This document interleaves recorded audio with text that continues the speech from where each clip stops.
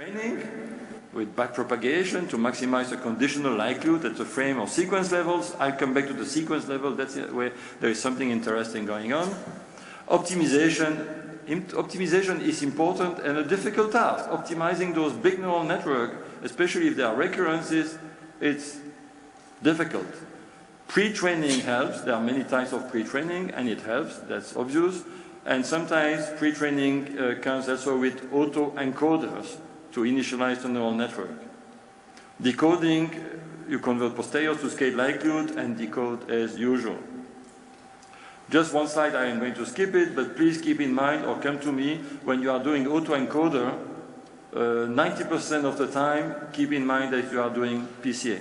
So even if you have any of those architecture, you know, even with nonlinear functions in the middle, any nonlinear function at the middle, the optimal solution is least mean square PCA. PCA. The only place where you can have a benefit from that is to, and people are working on that, so you can have a different input-output, of course, then it's not true anymore. You can play with sparse autoencoders. This is a trend these days. You can change the cost function. So if you move away from L2 and you go back to L1, then we cannot write any equations anymore. Or if you start by expanding the space, then this is reminiscent to what happened with the kernel function in SVM. It's reminiscent to what people are doing, and I will have a slide about that at the end, with compressive sensing, and so on and so on. So there is interesting work going on there. Okay. So if you do well this deep neural network, and if I plot again my diagonal plot, so the left one is the one I already presented you, and the right one is the one we get from a well-trained deep neural network. And I can see that my posteriors are indeed getting better and better and better. So I start wondering myself, you know, do we need to keep hammering that nail, you know, because we are very close to something damn good, right? Of course, the ideal solution would be to be along the diagonal and to have all the red points in the upper right corner. But maybe that would create other problems. Okay, so that's good. We have good deep neural network. The problem is not to get good deep neural network, is to know what to do with it. So some things that people, it's interesting to keep in mind is that there are also ways to, besides this one, there are also other ways to measure the quality of a deep neural network. If you know that those deep neural networks, most of the time, 80% of the time, they are there to estimate posterior distributions, it's fun to play with posterior distributions. Because suddenly you can compute quite easily, actually, you can compute the mutual information between the posteriors, the ZT, the posterior distributions, and the QT, the HMM state distributions. You consider them as two random variables, but they are discrete and posteriors, and you can compute it, and you want that one to increase. So if you want to basically alleviate the famous conditional independence assumption, you want to increase the mutual information between ZT and QT, and at the same time you want to decrease the mutual information between ZT and QT given QT minus 1. So this is the second one, is basically making the observation more independent when you go from one state to another one, more and more independent, while the first one is basically increasing the mutual information between frames when you are in one state. And you can see on several, well, AMI is not an easy task, right? At all. So you can see that the trend is confirmed. So better results we get on a very difficult task. Higher the I, ZT, QT is, and lower the mutual information across states is. So that's another way to check the quality of your posterior distribution.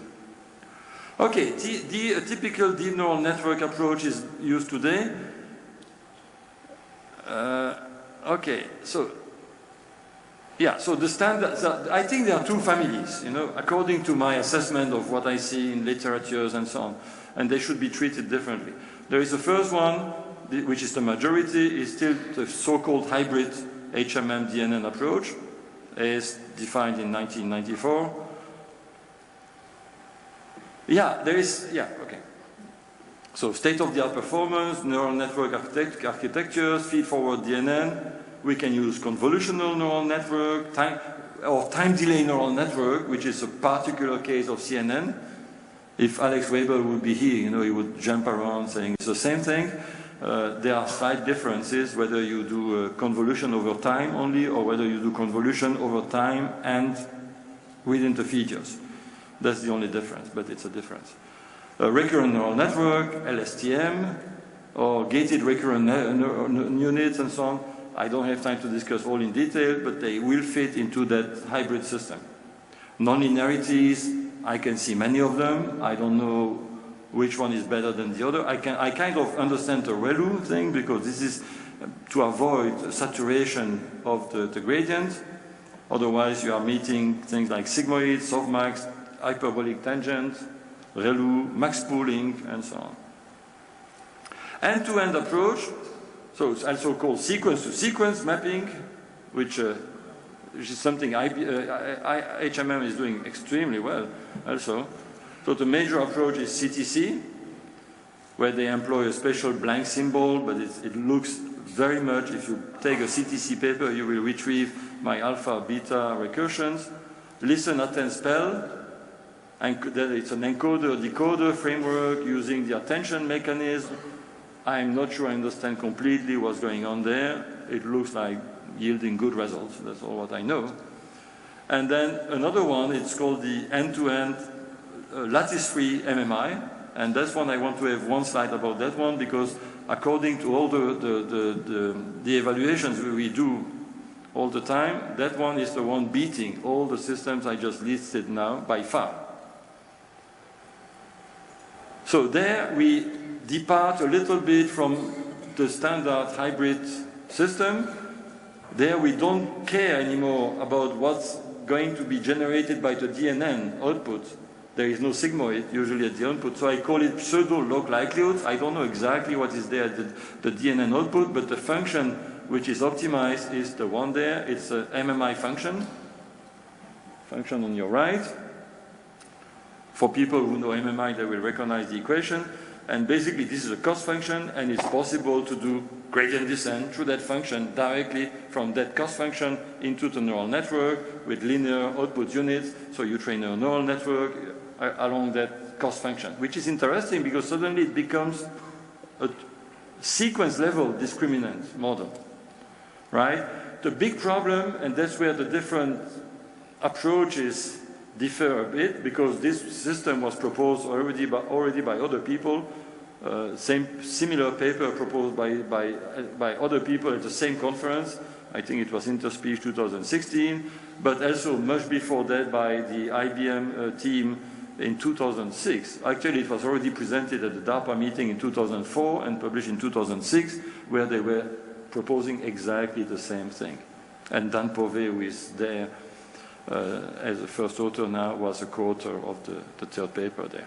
So the big problem, I don't have time to enter in that discussion, is to estimate the denominator. That discussion has been going on forever, and there are many solutions. Do we go to phone lattices?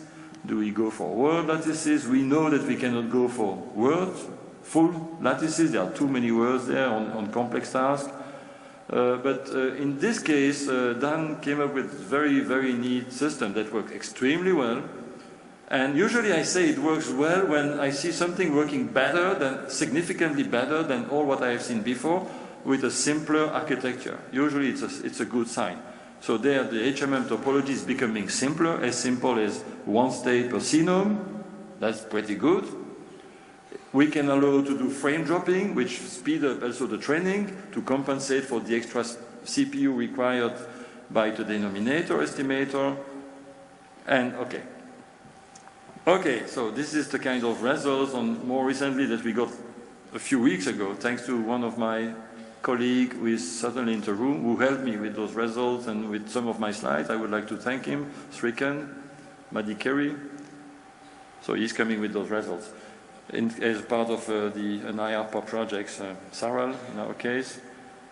So this is the results on some bubble, on Tagalog and Swahili. You can see starting from a very good baseline system, you know, going from LF MMI, lattice-free MMI, using a TDNN, significant improvement, and lattice-free MMI, TDNN, and BLSTM. So recurrent LSTM. That's the very best we got.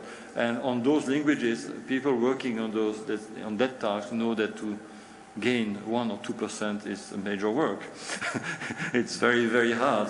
So there we move from 47.9 down to 41.5 on Tagalog. 42.1 down to 35.1. And we will see actually in a few weeks in Washington where we stand with respect to our friends. But we believe this is making a big difference. So again, neural network trained with a global sequence level discriminant training, I think there is potential for even better work there. Okay, maybe I'm going to skip this one since I'm going to run short of time. So we all know that. So there is also work on relaxing feature extraction weaknesses. So on top you see the block diagram that I presented at the beginning of my talk. The second diagram shows what people are trying. So basically they are trying to replace the feature extraction by a convolutional neural network, a neural network. So they try to learn the feature extraction. And that's something we also do at IDIAP, mainly by Matthew, who is also around. So this is also called end-to-end training, no assumptions based on speech production or perception, training on less amounts of data, and you know, by doing it well, convolution, so we deal with raw data there, convolution followed by max pooling, hyperbolic tangent, and a classification network. We can show that those initial filters are pretty close to estimating what they are. Those filters trained automatically are estimating things that are very close to formants. So that's good, except that they can be adapted very quickly to speakers. You know, MFCC usually is frozen for all the tasks. In that case, those filters are going to be adapted automatically to the different speakers and so on. And here again, on Wall Street Journal, yet to give you a different idea of different corpus, we also got some kind of significant improvement by training on raw data. So I think that's also a good trend for the future. MediaPal, that's a tough data, but nobody knows it, probably in Swiss German, but there also there is improvement. Yeah, there is also a tendency in what I call scaffolding DNN layers to postpone local decisions. So they do CNN, and then they have a big layer of CNN, they look at a lot of data, context, then they try to reduce the context so that they can look at more and more data, right, when they go on, by doing max pooling or merging those things, and then they keep scaffolding. And some of them, they believe they will end up with recognition like that, or sometimes they can end up with speech, word recognition, isolated word. But whatever you do at the bottom there, at the end, whatever you do, you will have to take a decision. While you get outputs every 10 milliseconds. And don't believe in magic that you will see a big peak, you know, boosting, and say, oh, that's where the word is. That doesn't work in practice, I can tell you, right? So, and a recognizer that recognizes only isolated words is not a speech recognizer. Okay, so I will be nearly done actually, very quickly. Something interesting also that not many people have observed, this is more like IDIAP work now for the last 3 slides. What we have observed is that those posteriors, when you have 10,000 cenomes, so 10,000, and you observe 10,000 cenomes on the training data of 10 million vectors, or 1 billion acoustic vectors. So you have a matrix of 10,000 by 10 million, right? 10,000 by 10 million posterior matrix. And you try to compute the rank of that matrix, a huge matrix. We were always surprised to see the value of the rank of that matrix.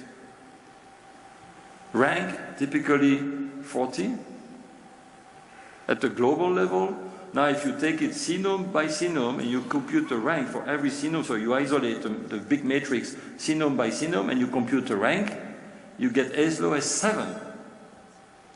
So there is a real structure in that posterior distribution, a real structure, which I believe should be exploited more. And maybe we don't need blind approaches like more deep neural network to exploit that structure that we have for sure. In our case, we are looking at 2, and I'm going to show you results. I am going to skip the maths. I still have 5 minutes, right? I see. 4, yeah, 5. PCA, just do PCA on that crazy matrix. Actually, it's not PCA, it's called RPCA, robust PCA, because you want to do PCA on a distribution that is squeezed, right? We are talking about posterior distribution. So robust PCA, which is reminiscent to bottleneck, like putting a bottleneck at the output of the neural network. Our second one is that you are moving all those vectors into a huge dictionary. So you are building an overcomplete dictionary. So in compressive sensing, this is called overcomplete dictionary, right? So it's you are representing the new vectors on an overcomplete basis, based on an overcomplete basis. So we build that and then use that dictionary to compress, to reduce the rank. So I'm going to skip the equations about compressive sensing. I know it works because, again, you know it or you don't know it. Something very interesting for people who are interested in compressive sensing in the context of speech recognition is that you can cast, actually, the famous equation that we find usually in a hidden Markov model, you can cast them into a particular case of compressive sensing equivalent, where you have input vectors, those posteriors again at the input, and you are going to project them into the word posteriors space. This is very interesting. So you are projecting phone or synome posteriors into a word posterior space that is going to be sparse. When we speak, even if we have 200,000 words in our lexicon, when we speak, we only say one word out of 200,000 or more at a time. So it's very sparse. It's a damn sparse signal. So we should exploit it, and I think this is one way to exploit it. Okay, so if we do it, this is what we get doing so baseline, DNN posteriors, PCA, so robust PCA, kind of bottleneck, robust PCA, and dictionary, so compressive sensing dictionary, and then signal on AMI, which is again a very difficult database, on close-talking microphone, far-field microphone. And I will use those results actually to draw on my conclusions. You see those numbers, right? 28, 50. 28 close-talking microphone, 50, using a very good deep neural network. 28 on the left, 50 on the right. 28 on the left, 50 on the right. Conclusions. DNN, finally, we have to acknowledge that they had a dramatic impact on ASR over the last 10 years. They are doing very well. They have the potential to alleviate some of the HMM weaknesses. We can, if we want, we can learn features and classification together. We have a good classifier sharing parameters. DNNs are usually more robust to unseen variability. We have learned how to do gradient descent. I am pointing to my subtitle, through all possible families of complex architectures and cost functions. But this is all achieved by exploiting the availability of big data. Nothing magic there. So, second conclusion, which I stole from Michael Selzer recently. But big data availability is not the panacea, because there are many, many cases where first there is not such availability of big data. And even if we have access to big data is not enough big data. We would need even more big data to solve the problem. As I just showed you, that I repeated my numbers 2 or 3 times, noisy is still, in spite of deep neural network, big data and so on, whatever you look at, noisy speech is still 2 times the word error rate of clean speech, using the magic deep neural network. See results on Aurora 4. Unseen environment is still 2 times worse on Aurora 4 also. Far field, I just show you an example of far field versus closed talking microphone, meetings, 2 times word, 28, 50, 2 times word. So DNN hasn't solved that much, right? We have reduced all the numbers, but the relative differences between all those things remain exactly the same. So either we have to better understand what's going on, or we have to rely on even more data. But I would recommend you not to rely too much on the second solution. Try to better understand the problem. Sometimes mismatch is just unavoidable. Sometimes modeling assumptions are wrong. That's life. So what are the opportunities? You can read them. I'm going to skip, you know, maybe the second conclusion there is important. So we now have a great architecture that we understand very well. But I think it would be important to use those architectures to basically exploit again speech science, all the knowledge that we have accumulated over 100 years in speech. Speech science is becoming completely absent from the picture. And I think it has to be there. I don't think big data and deep neural network are going to solve it all. But deep neural network provides us with a great context to accommodate all kinds of features coming from speech science that we know are important. And we have the chance to have a solution, a system where we can plug those things in the neural network, and we know that the neural network will be able to handle them. So I would encourage all of you to try to do that. Because this is my funny last plot, right? Maybe most of you understand. If I try to represent, you know, since 1975 to 2018, what's going on with performance on the y-axis and the amount of understanding we have in our problem. I think at the very beginning we tried to understand what was going on in speech recognition.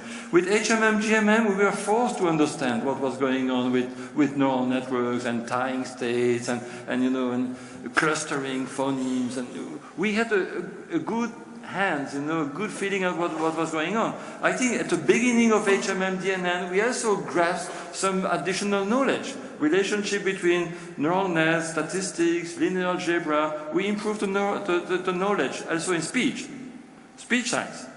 But since 2010, more I see DNN, more I believe that we keep improving performance, which is good, but we also start decreasing significantly the understanding we have into the problem.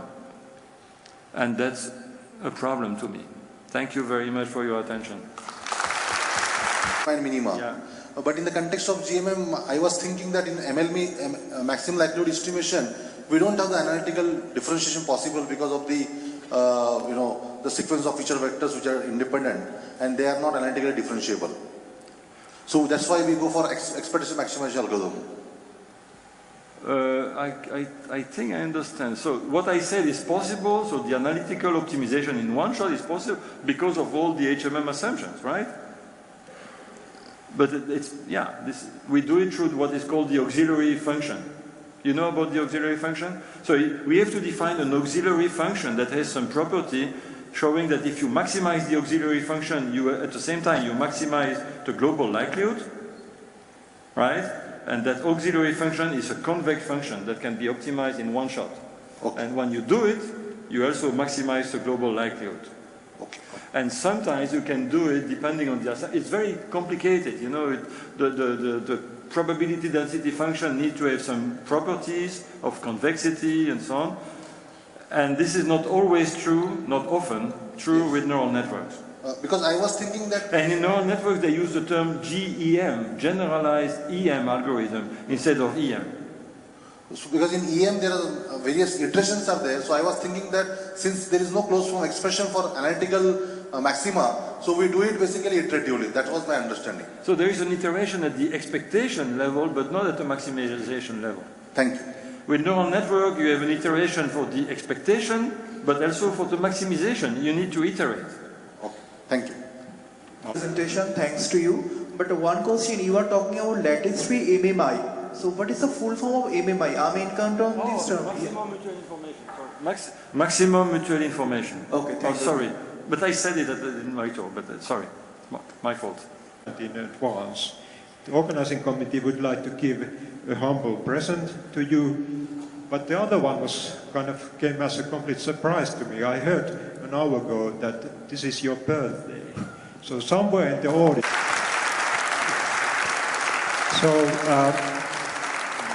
somewhere in the audience, I don't know where, there's a group of students who will start singing after I give this. So I urge the audience to join this song. To you, happy birthday.